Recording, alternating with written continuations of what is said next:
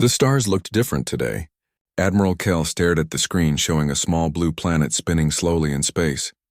His ship was bigger than most cities, and his fleet could destroy worlds. But something about this little planet made him feel uneasy. What do we know about this world? Kyle asked his team. Commander Deho looked at his reports. The locals call it Earth. They have been fighting wars for thousands of years. Their technology is very basic. They still use chemical rockets to reach space. Kale laughed. Chemical rockets? How primitive. Are they even worth our time? Sir, there is something strange, said Captain Hyojin. She was the best scout in the fleet. I have been watching them for weeks. These humans are different from other species we have found. Different how? Kale asked. Hyojin touched her screen and showed images of Earth. Look at their planet. It tries to kill them every day. Earthquakes shake their cities. Storms destroy their homes. Volcanoes burn their land. Ice covers half their world sometimes. Diseases spread and kill millions. Rocks from space hit them. Their own sun burns their skin. So they are weak and suffering, Kale said. Perfect for conquest. No, sir. That is what makes them different. They do not just survive these things. They fight back. When earthquakes come, they build stronger buildings. When storms hit, they make better shelters. When diseases spread, they create medicine. When ice comes, they make fire. When rocks fall from space, they try to stop them. Deho looked confused. So what? Many species adapt to their worlds. Not like this, Hyojin said. Other species change themselves to fit their world. Humans change their world to fit them. They cut down mountains. They dig through the ground. They change the flow of rivers. They even change the weather in small areas. Kyle was getting bored. They sound like any other primitive species trying to survive. What makes you think they are special? Hyojin showed more images. Because they do not just try to survive, sir. They try to win. Watch this. The screen showed a human city. Suddenly the ground started shaking hard. Buildings fell down. But within hours, humans were already working. They did not run away or give up. They pulled people from the broken buildings. They brought food and water. They started building again before the shaking even stopped. They treat disasters like battles, Hyojin said, and they always fight to win. Deho studied the images. Their weapons are simple. Metal tubes that shoot small pieces of metal, explosive devices. Nothing that could threaten our ships. That is what worries me, Hyojin said. They have simple weapons, but they use them in smart ways. Look at this. She showed a battle between different human groups. One group had better weapons and more soldiers. They should have won easily. But the smaller group used the land itself as a weapon. They caused a flood that stopped the bigger army. They used fire to block roads. They turned their enemy's strength against them. Clever for primitives, Kale admitted. But cleverness will not stop plasma cannons. Dr. So-Young spoke up. She was the scientist who studied alien life forms. Sir, I have been studying the biological data we collected.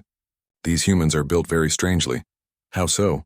Their bones are very dense, much stronger than they need to be for their size. Their muscles can produce incredible force when needed. Their brains have sections that other species do not have, sections that seem designed for violence and survival. All predator species have adaptations for violence, Kale said. Not like this, So-Young said. Predators hunt prey, but humans seem designed to fight everything. Their own planet, other humans, any threat that exists. They have chemicals in their blood that make them stronger and faster when in danger. They can stay awake for days when threatened. They can survive injuries that would kill most other beings. Kale was starting to pay attention. Go on. Sir, I think their planet has been training them for millions of years. Every generation faces death from disasters, disease, predators, and war. Only the strongest and smartest survive to have children. After millions of years of this, they have become something we have never seen before. Which is what? A species that thinks constant warfare is normal life. The room was quiet for a moment. Then Kale laughed. You are all overthinking this. They are primitives on a dying planet. We have conquered hundreds of worlds. This will be easy. But Deho was looking at more data. Sir, there is something else. These humans do not have one government. They have hundreds of different groups that fight each other. But when outsiders threaten them, they work together. How do you know that? History, sir. Whenever one human group becomes too powerful and tries to control all the others, the rest join together to stop them. They have done this many times. Hyojin nodded. And, sir, they have weapons pointed at their own planet. They have devices that could destroy all life on Earth. but they have never used them. Why would they build such things if they will not use them? Because they are not afraid to die, So Young said quietly. They would rather destroy everything than let an enemy win completely. Kyle thought about this. Every other species the Federation had found wanted to live above all else. Even in defeat, they chose survival over death. But these humans sounded different. Sir, Deho said, I recommend we study them longer before making contact. No, Kale decided. The Federation Council wants this sector cleared for mining operations. We will follow standard procedure. Show them our power, demand surrender, and establish control. If they resist, we destroy their military and enslave the survivors. Sir, I really think we should be careful, Heejin said. Captain, these beings cannot even leave their own solar system without chemical rockets. We travel faster than light. We have weapons that can crack planets. We have shields that can stop their primitive missiles. What possible threat could they be? So Young looked at her data one more time. Sir, there is one more thing. These humans have spread across their entire planet. Every environment, no matter how deadly. Frozen lands where nothing should live. Deserts where water never falls. Deep underwater. High on mountains where the air is too thin to breathe. They live everywhere. Impressive adaptation, Kyle said. But adaptation will not help them against us. As the fleet prepared to move toward Earth, Hyejin watched the blue planet spin. Something in her mind was screaming that this was wrong. But orders were orders. She did not know that at that very moment humans on Earth had detected the alien fleet. And instead of panic, the response was something the Federation had never seen before. Excitement. Finally, something new to fight. General Wu Jin looked at his army with pride. 50,000 of the Federation's best soldiers stood ready on the transport ships.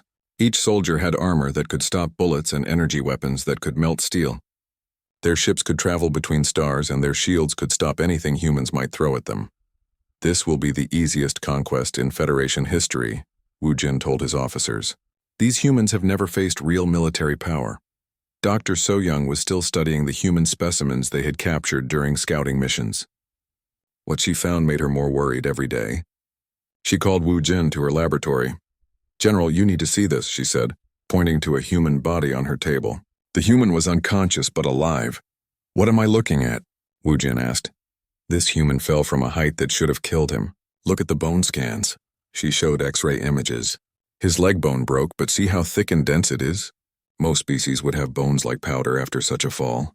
His bone is stronger than some metals we use. She pointed to other scans. His muscle tissue can contract with incredible force. His heart is larger and stronger than it needs to be. His blood carries more oxygen than normal. His brain has sections that activate during combat, making him faster and stronger. Interesting. But our weapons will still kill them, Wu Jin said. General, that is not the strange part. So Young showed him chemical readouts. When this human was captured and threatened, his body released chemicals that would kill most other species. But for humans, these chemicals make them faster, stronger, and less able to feel pain. So they drug themselves for battle? No, sir, their bodies do this automatically when they face danger. They become living weapons without even trying. Wu Jin was starting to feel uneasy, but he pushed the feeling away. Doctor, they are still primitive. We have conquered species with much better technology. The Federation fleet moved into Earth's orbit. The sight was impressive. Hundreds of massive ships that blocked out the sun in some areas. Admiral Kale opened communication channels to broadcast their demands. People of Earth. His voice went out across the planet. I am Admiral Kale of the Galactic Federation. Your planet has been selected for integration into our empire. Surrender now and you will be treated fairly. Resist and you will be destroyed. The response came quickly from a human leader named Jin Wu. His voice was calm and steady. This is Jin Wu of United Earth Defense Command. We received your message. Here is our response. No, Kale was surprised. Most species begged for mercy or tried to negotiate. You do not understand. We have weapons that can destroy your entire planet. Surrender or face annihilation. Jin Wu's voice came back even calmer than before. We understand perfectly. You have ships, we can see them. You have weapons, we believe you. But our answer is still no. You picked the wrong planet to threaten. This is your final warning, Kale said. No, Jin Wu replied, this is yours. Leave now or face the consequences. Kyle cut the communication. He had never heard such confidence from a primitive species. Begin gentle bombardment. Hit their military bases with precision strikes. Avoid civilian areas for now. They will surrender once they see our power. The first strikes hit Earth's major military bases. Plasma beams from space destroyed buildings and vehicles. The Federation watched and waited for surrender messages to flood their communication systems. Instead, something else happened.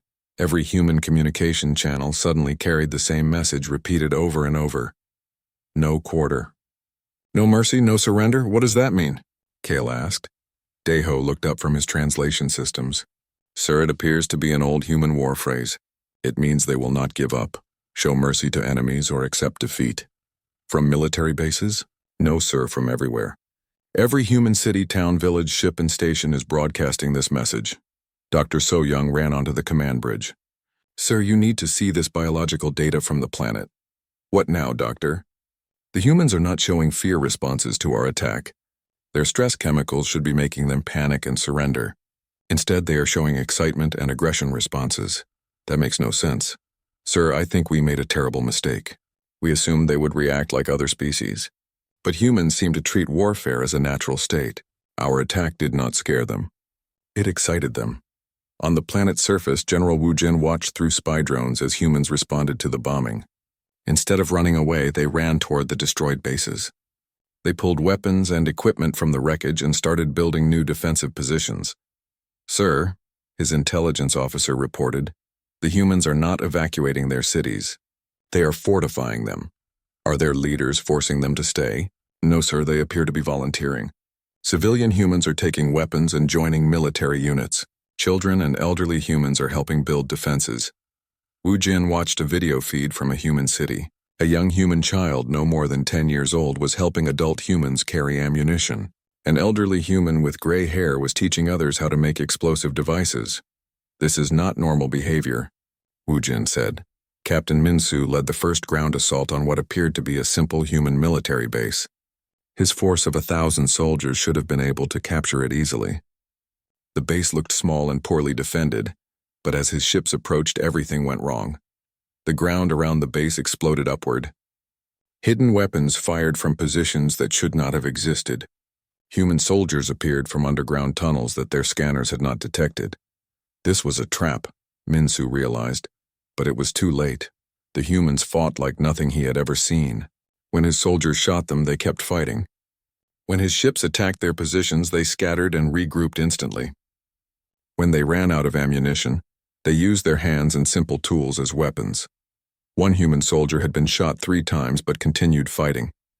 He used his own blood to blind a Federation soldier, then beat him unconscious with a broken piece of metal. Sir, we need to retreat, his sergeant said. No, we have superior firepower. Press the attack.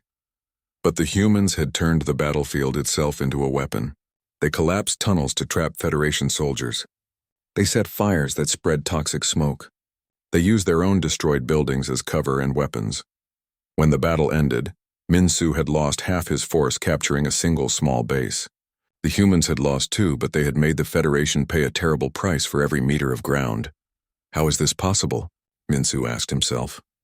Back on the command ship, reports were coming in from battles across the planet.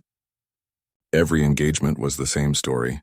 Human forces that should have been easily defeated were inflicting massive casualties on Federation troops. Sir, Deho reported, the humans are learning from each battle.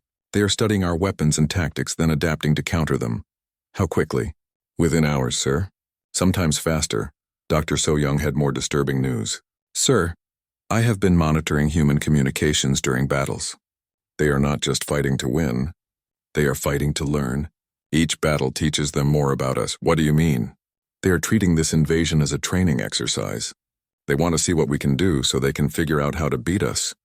Admiral Kale stared at the tactical displays. His gentle conquest was turning into a bloody war, and the humans were enjoying it. For the first time since the invasion began, he wondered if they had made a terrible mistake.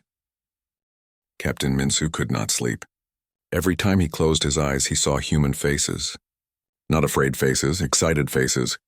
The humans had been smiling while they fought his soldiers, actually smiling as they died. Sir, his communication officer called. We are receiving a transmission from Earth. Put it through, Minsu said. The screen showed Jinwoo, the human leader. Behind him, Minsu could see what looked like a command center, but something was wrong. The walls were made from pieces of Federation ships. "Hello, Captain Minsu," Jinwoo said. "Thank you for the weapons." "What?" "Your ships that we destroyed yesterday. Very useful metal. Strong energy weapons, too. We are learning much from them." Minsu felt cold. "You cannot possibly understand our technology." Jinwoo smiled. "You are right. We do not understand it, but we do not need to understand it to use it." He held up a device that was clearly made from Federation technology, but modified with human parts. "How did you build that so quickly?" "Captain, you misunderstand humans. We do not study things carefully and slowly like other species. We break things apart and see how they work. We try different combinations until something works. We learn by doing, not by thinking." Minsu watched in horror as Jinwoo demonstrated the hybrid weapon. It fired Federation energy blasts but was powered by human chemical explosives. "Impossible," Minsu whispered. "Captain, your people think in straight lines. You build things the way you were taught. We build things the way that works best. Sometimes better is simpler." The transmission cut off. Minsu immediately called Admiral Kale. "Sir, the humans are using our own technology against us." "That is impossible. Our technology is centuries ahead of theirs." "Sir, they are not trying to copy our technology exactly. They are taking pieces and combining them with their own systems. They are making hybrid weapons." Admiral Kale was quiet for a moment. Then he made a decision that would haunt him forever. "All units begin unrestricted bombardment. Target military and civilian areas. We end this now." But when the bombardment began, something impossible happened. The humans were ready. Sergeant Yoonji led a strike team against what intelligence said was a simple human factory. But when they arrived, the factory was gone. In its place was a massive crater with tunnels leading deep underground. "Sir, the humans moved their entire factory underground in less than 24 hours, her lieutenant reported. "How is that possible?" "They used controlled explosions to create the tunnels, then moved their equipment piece by piece. They worked continuously without stopping to rest." Yoonji led her team into the tunnels. What she found made no sense. The humans had not just moved their factory, they had improved it. The underground facility was larger than the original building. "They are not just hiding from us," she realized. "They are upgrading." The attack on the facility went wrong from the beginning. The humans had turned the entire underground complex into a trap. Tunnels collapsed when Federation soldiers entered them. Rooms filled with toxic gas. Hidden weapons fired from unexpected angles. But what disturbed Yoonji most was the humans themselves. They fought with injuries that should have killed them. She watched one human soldier continue fighting with a broken arm, using the injured limb as a club while firing a weapon with his good hand. Another human had been shot in the chest, but kept fighting for 20 minutes before collapsing. When Yoonji examined him later, she found that he had used his own uniform to create a bandage, keeping himself alive through pure determination. "These are not normal biological responses," she reported to her. Commander's Dr. So Young was studying captured human soldiers and making discoveries that terrified her. She called General Wu Jin to her medical bay. "General, you must see this. I have been studying human physiology during combat. What have you found? When humans enter combat, their bodies change dramatically. Their strength increases by up to 300%. Their reaction time becomes faster than our computer systems. Their ability to ignore pain becomes absolute." She showed him brain scans of human soldiers during battle. "Look at these neural activity patterns. The sections of their brain that feel fear and pain simply shut down during combat. The sections that control aggression and violence become hyperactive. So they are naturally drugged during battle. No, sir, this is not artificial. This is how their brains naturally work. They have evolved to become perfect fighting machines when threatened." General Wu Jin studied the data. "How long can they maintain this state?" "That is the terrifying part, sir. As long as the threat exists, they can maintain this combat state for days. They do not need sleep. They barely need food or water. They just fight until they win or die. Surely they have limits." Dr. So Young showed him a video of a human soldier who had been fighting continuously for 72 hours. The human was still moving and shooting accurately despite injuries that should have incapacitated him. "Sir, I do not think they have the same limits as other species." Meanwhile, Captain Hyejin was discovering something even more disturbing. She had been monitoring human communications across the planet. "Sir," she reported to Admiral Kale, "the humans are not fighting separate battles. They are fighting one coordinated war." "Explain." "Every human military unit, no matter how small, is sharing information with every other unit. They are learning from every battle instantly and applying those lessons everywhere." "How?" "They have communication networks we did not detect. Simple radio systems, but used in complex ways. Every time we destroy one of their communication centers, 10 more appear." Heejin showed him intercepts of human communications. "Listen to this," a human voice spoke. "Alpha base to all units.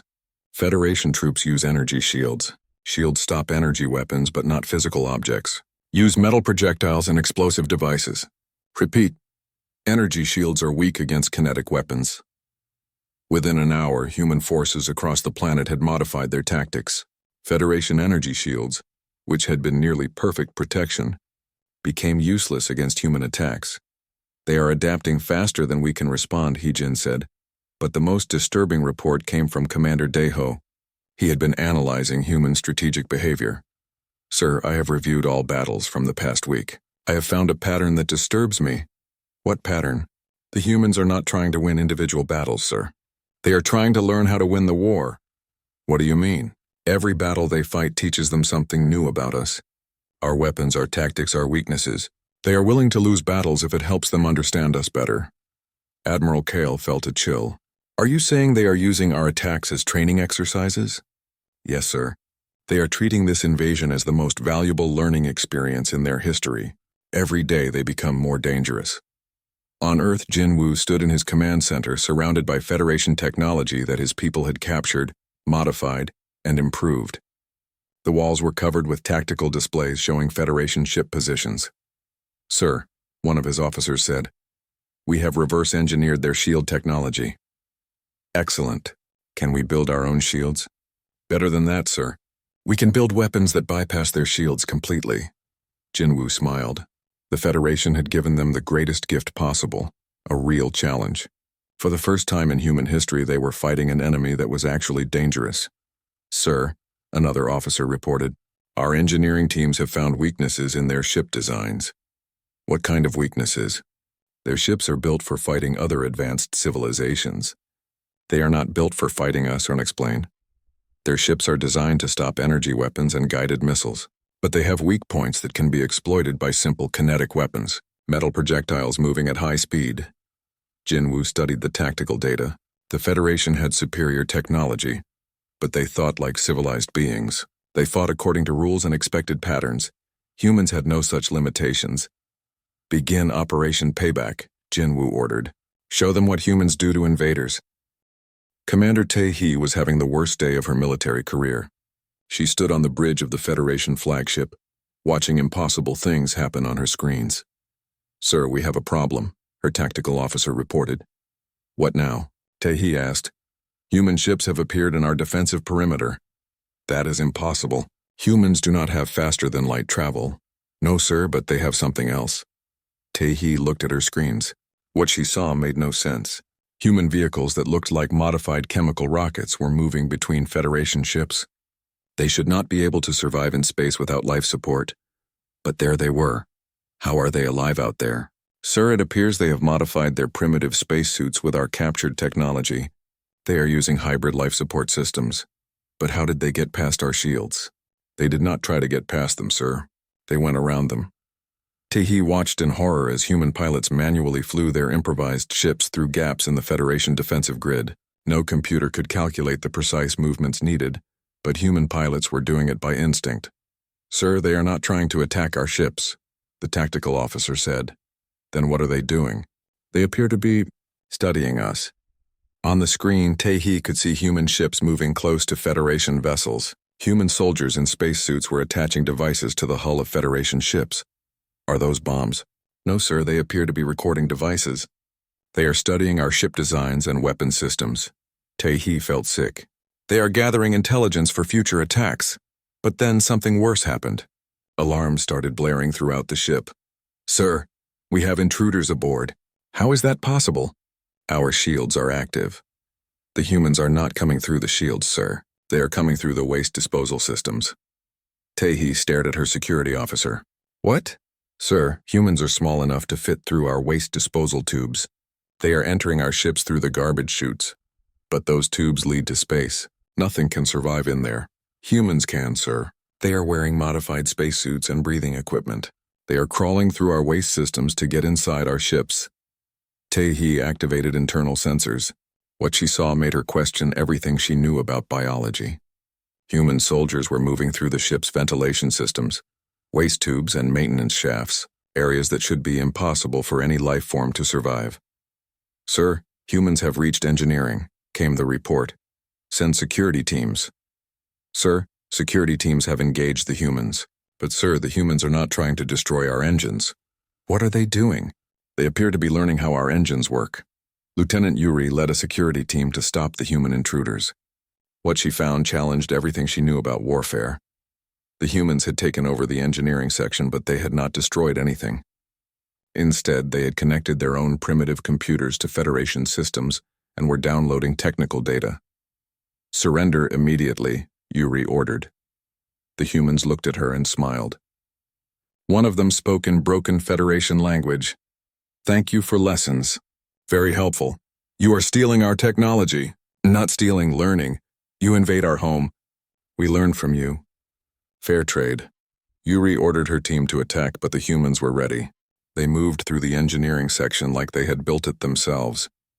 They used the ship's own systems as weapons and shields.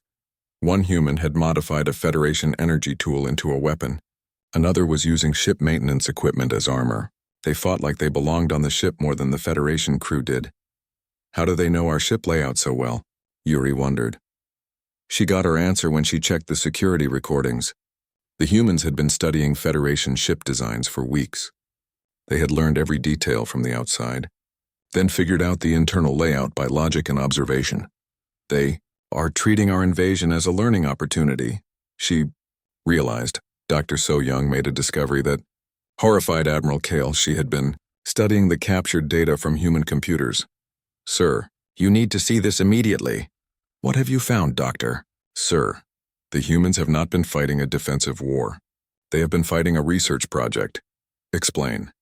Every battle, every engagement, every capture. They have been carefully designed to learn specific things about us. The humans have been controlling the pace and location of battles to maximize their learning. Admiral Kale felt cold. Are you saying they could have fought differently? Sir, based on what I have learned about human capabilities, they could have made this war much more costly for us from the beginning. But they chose not to. Why? Because they wanted to study us first. They wanted to understand our technology, our tactics, and our weaknesses before showing their full strength. Dr. So-Young showed him human communication intercepts. Listen to this. A human voice spoke. Intelligence command to all units. We have learned enough about Federation technology. Phase 2 begins now. What is Phase 2? Kale asked. His answer came in the form of reports flooding in from across the fleet. Human attacks that had been limited and predictable suddenly became coordinated and devastating. Federation ships that had felt safe in orbit found themselves under attack from the planet's surface. But these were not the primitive missiles they expected. These were Federation energy weapons, modified and improved by human engineers, firing from hidden positions on Earth. Sir, Deho reported, the humans have turned their entire planet into a weapon. How? They have placed Federation weapons in mountains, under oceans, and polar ice. They are using the planet itself as a fortress. But the worst news came from Captain Minsu. Sir, we have a bigger problem. The humans are no longer fighting just on their planet. What do you mean? Sir, human ships have been detected leaving their solar system. Impossible. They do not have faster-than-light technology. No, sir, but they have captured our ships, and they have figured out how to fly them. Admiral Kale stared at the tactical display. Human-controlled Federation ships were appearing throughout local space. Ships that should have been impossible for primitives to understand or operate. How did they learn to fly our ships so quickly? Captain Heejin had the answer. Sir, humans do not learn the way we do. We study theory first, then apply it carefully. Humans try things until they work. They learn to fly our ships by flying our ships. But our ships have safety systems, lockouts, security protocols. Sir, humans do not seem to care about safety systems. They disable them or work around them.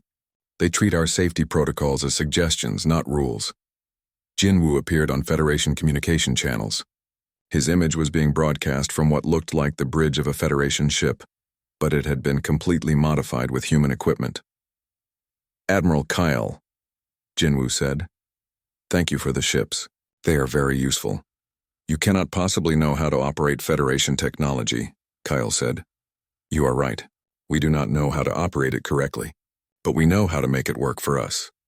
Behind Jinwoo, Kale could see human engineers working on Federation systems. They were connecting human technology to alien systems in ways that should not work, but clearly did work. "Your technology is very advanced," Jinwoo continued, "but it is also very complicated. You build things to work perfectly under ideal conditions. We build things to work under any conditions. What do you want?" Kale asked. "We want you to understand something, Admiral. You called us primitive beasts from a doomed planet.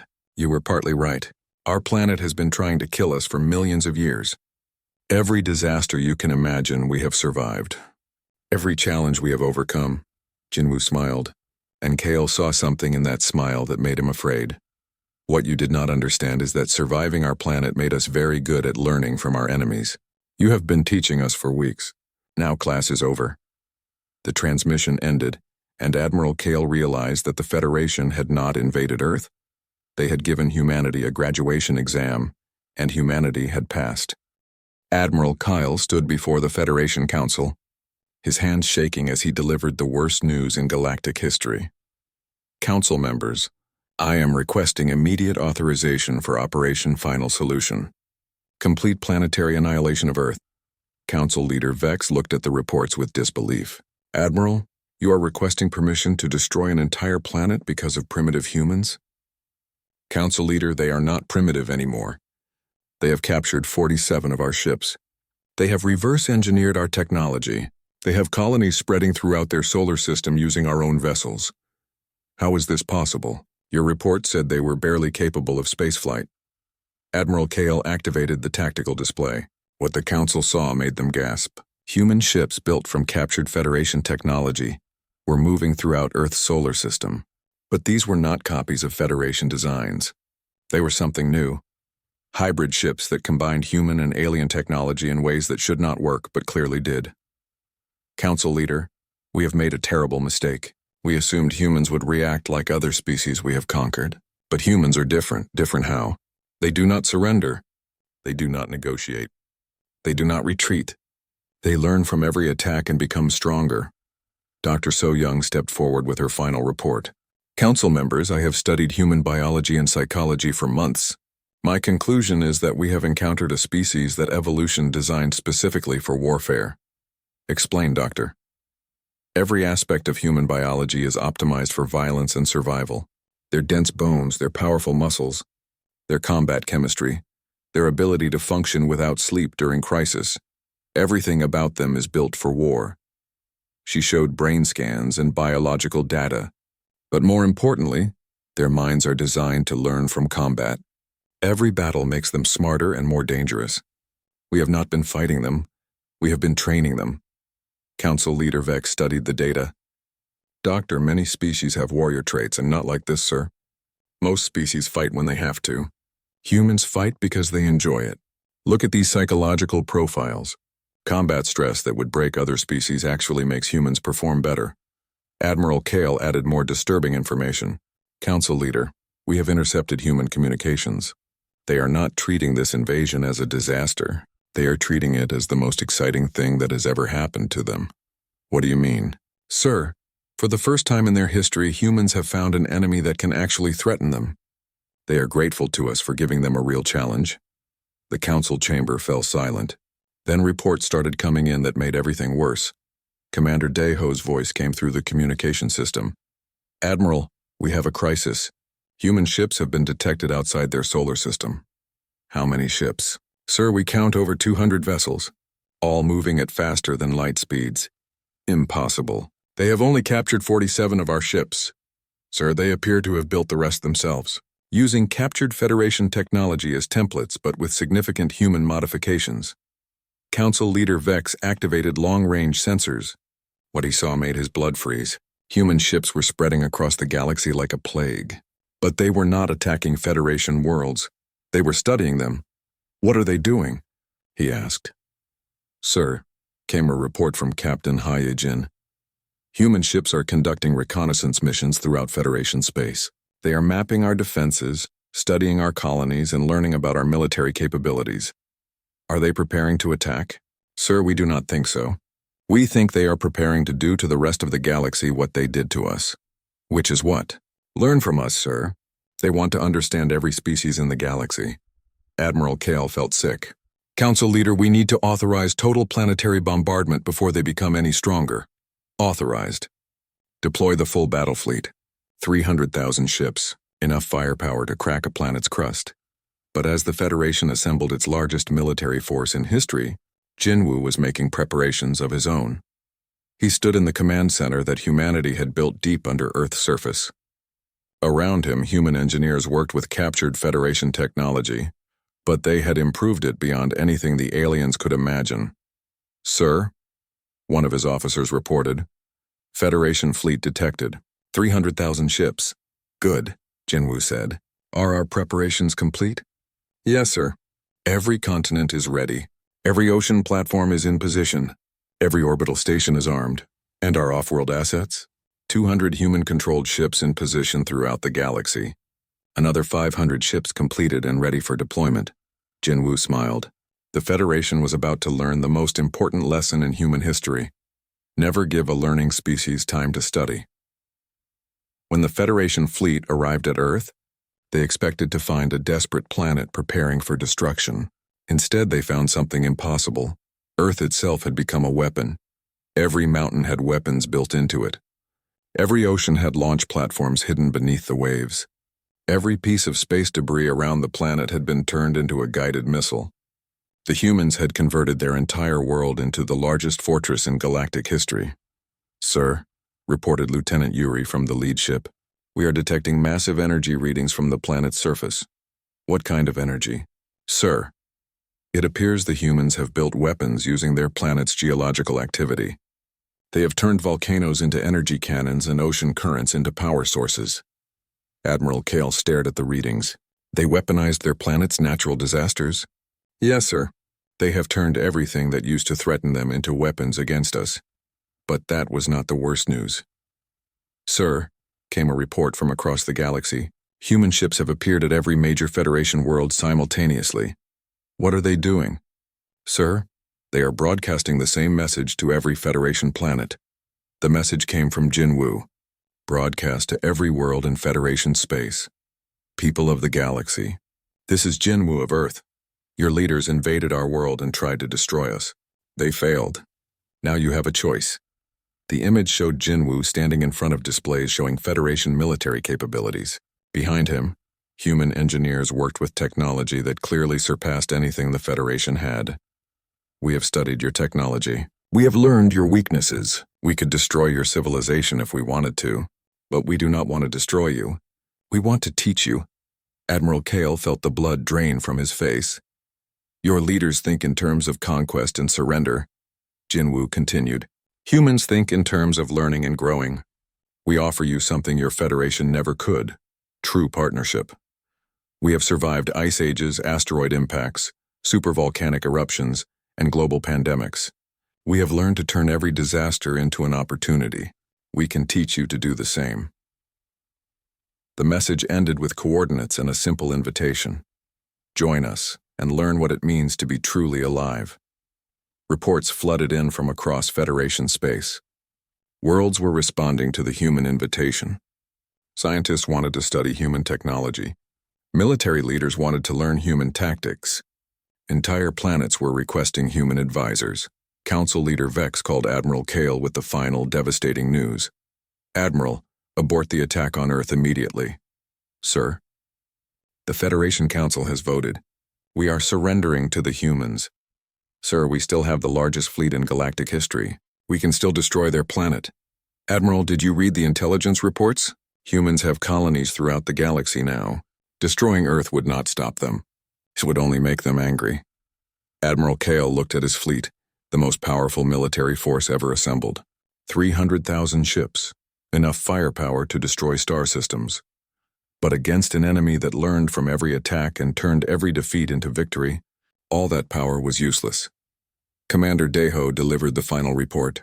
Sir, human representatives are requesting permission to board our ships. They want to begin cultural and technological exchange programs. What should I tell them? Admiral Kale thought about everything that had happened. The Federation had tried to conquer Earth and instead had given humanity the galaxy. Tell them yes, he said quietly. Tell them we surrender, sir. Tell them we want to learn. 1 year later, Jinwoo stood on the bridge of a ship that was beyond anything the Federation had ever imagined. Human and alien engineers worked together, combining technologies in ways that created wonders neither species could achieve alone. Sir, his officer reported, we have received a distress call from the Outer Rim. An unknown alien species is threatening Federation worlds. Jinwoo smiled. Are they dangerous? Very dangerous, sir. The Federation fleet cannot stop them. Excellent. Deploy the Joint Human Federation Response Fleet. It has been too long since we had a proper challenge. As the ship jumped to faster-than-light speed, Jinwoo reflected on how much had changed. The Federation had learned that conquest was pointless when partnership was possible. And humanity had learned that the galaxy was full of teachers. But most importantly, the galaxy had learned never to underestimate the species that had turned a doomed planet into a training ground for cosmic warfare. The age of human exploration had begun,